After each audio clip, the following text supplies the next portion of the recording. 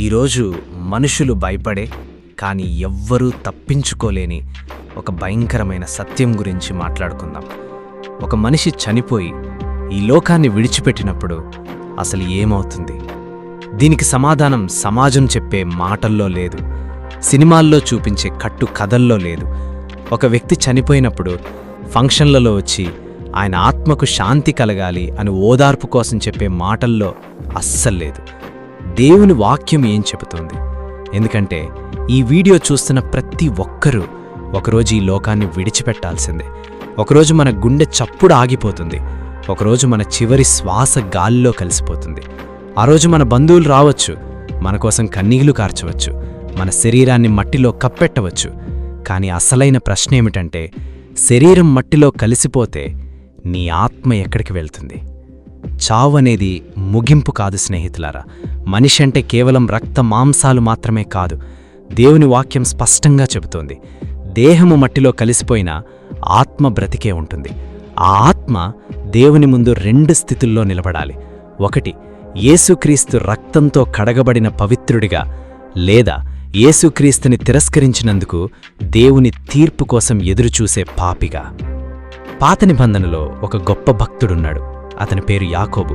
తన ప్రియ కుమారుడైన యోసేపు ఒక అడవి మృగం చేతిలో చనిపోయాడు అని యాకోబు నమ్మాడు.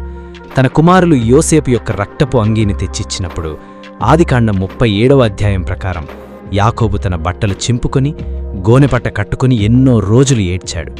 అతన్ని ఓదార్చడానికి ఎవరు ఎంత ప్రయత్నించినా అతను వినలేదు. అప్పుడు యాకోబు ఒక గొప్ప మాట అన్నాడు, నేను దుఃఖముతోనే పాతాళమునకు నా కుమారుని యొద్దకు వెళ్ళుదును అని. ఇక్కడ యాకోబు కేవలం నా దేహాన్ని కూడా మట్టిలో పాతిపెడతారు అని అనలేదు.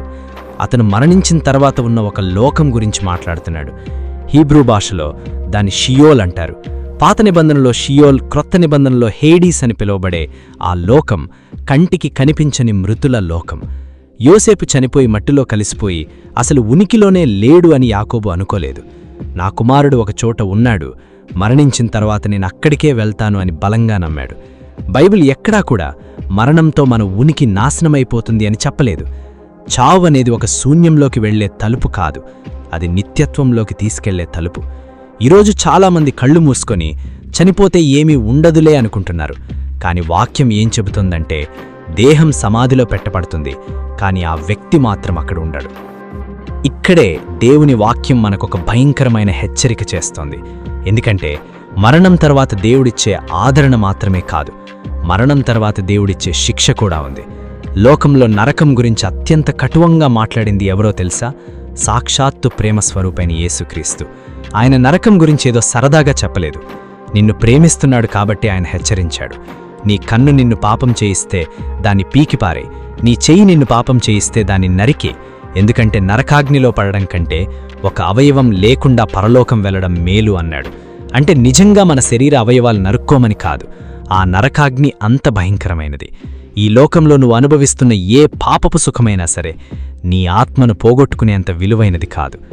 యోహాను 5:28లో యేసయ్య అన్నాడు, ఒక గడియ వస్తుంది, అప్పుడు సమాధుల్లో ఉన్న వారందరూ ఆయన శబ్దం వింటారు. మేలు చేసిన వారు జీవ పునరుద్ధానమునకు, కీడు చేసిన వారు తీర్పు పునరుద్ధానమునకు వస్తారు. ఇది ఎంత భయంకరమైన మాటో ఆలోచించండి. దేవుని బిడ్డలకు జీవముంది, కానీ దేవుని రక్షణను తిరస్కరించిన వారికి, పాపంలో బ్రతికిన వారికి అగ్నిగుండంలో తీర్పుంది. మేము నరకం గురించి సంతోషంగా చెప్పటం లేదు. ఒక ఆత్మ నరకానికి పోతుంటే అందులో ఏమాత్రం ఆనందం లేదు, కానీ గుండెలో కన్నీళ్లతో ఈ మాట చెబుతున్నాం. ఒక ఇల్లు కాలిపోతుంటే అదిగో మంటలు అని అరుస్తాం కదా. ఒక బ్రిడ్జి విరిగిపోతుంటే ఆ దారిన వెళ్లేవాడిని ఆపి హెచ్చరిస్తాం కదా. ఒకవేళ ఒక ఆత్మ యేసుక్రీస్తు లేకుండా నిత్యత్వంలోకి నడిచి వెళ్తుంటే దేవుని ప్రేమ ఆ సత్యాన్ని దాచదు. దయచేసి విను, నరకం నిజం, తీర్పు నిజం, దేవునికి దూరంగా శాశ్వతంగా అగ్నిలో కాలడం నిజం. దేవుని కృపను ఈ భూమి మీద తిరస్కరించినవాడు మరణం తర్వాత ఆయన న్యాయాన్ని ఎదుర్కోక తప్పదు. లూకాసు వార్త 16వ అధ్యాయంలో కంటికి కనిపించని ఆ మృతుల లోకం గురించి యేసయ్య ఒక భయంకరమైన సత్యాన్ని బయలుపరిచాడు. ధనవంతుడు మరియు లాజరు అనే ఒక బిచ్చగాడి కథ. ధనవంతుడు చనిపోయాడు, పాతిపెట్టబడ్డాడు. కాని బైబిల్ చెబుతోంది, పాతాళంలో వాడు బాధపడుతూ కన్నులెత్తి చూశాడు. అంటే అర్థమేంటి? చనిపోయిన తరువాత కూడా ఆ ధనవంతుడికి స్పృహ ఉంది. వాడు చూడగలుగుతున్నాడు, వాడు వేదనను అనుభవిస్తున్నాడు, వాడికి గతమంతా గుర్తుంది, వాడు మాట్లాడుతున్నాడు. వాడు కన్నులెత్తి చూస్తే దూరంగా అబ్రహాము రొమ్మున ఒకప్పుడు తన ఇంటి ముందు పడి ఉన్న లాజరు ఆదరించబడుతున్నాడు చూశాడు. భూమి మీద దేవుణ్ణి నమ్ముకుని కష్టాలు పడ్డ లాజరు ఇప్పుడు నెమ్మది పొందుతున్నాడు. దేవుణ్ణి లెక్క చేయకుండా బ్రతికిన ధనవంతుడు మంటల్లో కాలిపోతున్నాడు. కాని ఇక్కడ ఒక భయంకరమైన మాటుంది. అబ్రహాం అంటున్నాడు, మాకును మీకును మధ్య ఒక మహా అగాధం ఉంచబడి ఉన్నది. ఇక్కడివారు అక్కడికి రాలేరు, అక్కడివారు ఇక్కడికి రాలేరు. ఎంత దారుణం! ఆ ధనవంతుడు ఆదరణను కళ్లతో చూస్తున్నాడు, కాని దాన్ని చేరుకోలేకపోతున్నాడు. పశ్చాత్తాపడ్డానికి సమయం దాటిపోయింది, కనికరం చూపే సమయం వెళ్ళిపోయింది. అందుకే ఆ ధనవంతుడు ఏడుస్తూ, తండ్రి, నా 5 సహోదరులున్నారు, వాళ్లైనా ఈ వేదనకరమైన స్థలానికి రాకుండా ఉండటానికి లాజర్ను పంపించు అని బ్రతిమలాడుకున్నాడు. దానికి అబ్రహాం ఏమన్నాడో తెలుసా? వారికి మోషేయు ప్రవక్తల వాక్యమును ఉన్నది అని. అంటే దేవుని వాక్యం భూమి మీద వారికి ఇవ్వబడింది. ఈరోజు జనాల అద్భుతాలు కావాలి, సూచక క్రియలు కావాలి, చనిపోయిన వారు వచ్చి చెబితేనే నమ్ముతాము అంటారు. కాని దేవుడు తన వాక్యాన్నిచ్చాడు. అంతకంటే గొప్పగా తన స్వంత కుమారుడైన యేసుక్రీస్తును మనకోసం శిలువ మీద బలి చేశాడు. ఇంకా నీకు ఏ సాక్ష్యం కావాలి?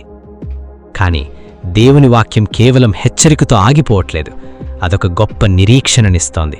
యోబు గ్రంథం 19వ అధ్యాయంలో యోబు పాత నిబంధనలోనే ఒక అద్భుతమైన విశ్వాసపు మాటన్నాడు. నా విమోచకుడు సజీవుడనియు చివరి దినమునాయన భూమి మీద నిలుచుననియు నేను ఎరుగుదును. నా చర్మం చీకిపోయిన తర్వాత శరీరంతో నేను దేవుణ్ణి చూస్తాను అని. చూడండి యోబు విశ్వాసం. తన శరీరం కుళ్ళిపోతుందని, పురుగులు తినేస్తాయని, మట్టిలో కలిసిపోతుందని అతనికి తెలుసు. కాని పునరుద్ధానం మీద అతనికి ఎంత నమ్మకమంటే, నా శరీరంతోనే నేను నా దేవుణ్ణి కళ్ళారా చూస్తాను అంటున్నాడు. క్రైస్తవ్యమంటే ఏదో గాల్లో ఆత్మల్లాగా తేలిపోవడం కాదు. మనం పునరుద్ధానాన్ని నమ్ముతాం. మరణం మృంగివేయబడుతుంది. పాపపు శరీరంగా, బలహీనంగా విత్తబడిన ఈ శరీరం దేవుని శక్తి వల్ల మహిమగన శరీరంగా లేపబడుతుంది. విశ్వాసి శరీరం భూమిలో పాతిపెట్టబడొచ్చు, కాలిపోవచ్చు, సముద్రంలో కొట్టుకుపోవచ్చు, మట్టిలో కలిసిపోవచ్చు. కాని దేవునికి ప్రతి అణువు ఎక్కడుండో తెలుసు. ఆయనే మట్టితో నిన్ను చేశాడు. ఆయన ఆ మట్టిని మళ్లీ మహిమగా మార్చగలడు.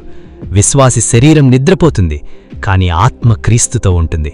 అందుకే క్రీస్తునందు నిద్రించిన, అంటే చనిపోయిన వారిని చూసి మనం నిరీక్షణ లేని లోకంలాగా ఏడవం. మళ్లీ మనం వారిని ఆ పునరుద్ధాన దినమున కలుసుకోబోతున్నాం.